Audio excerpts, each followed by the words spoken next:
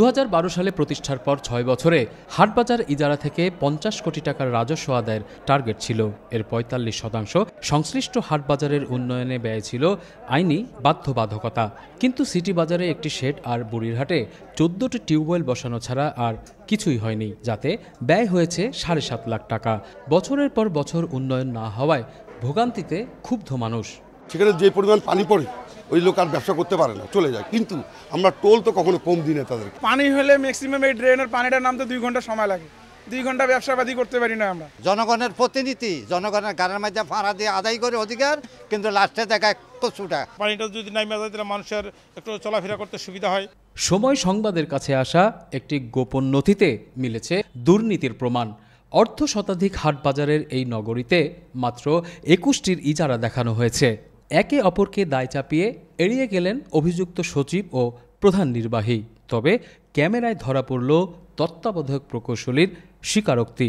আমি টাকা নিচ্ছি 40% এই ডেভেলপমেন্ট ইজারা আইনে আছে, আমি এটা করতেছি না, তাহলে এটা টোটাল কর্পোরেশনের বিরুদ্ধে যাবে।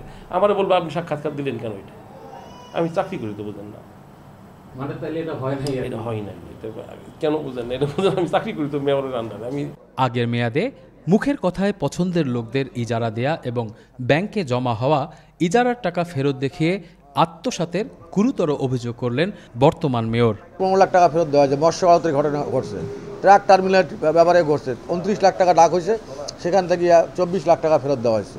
কীভাবে ফেরত দিল আমি জানি না।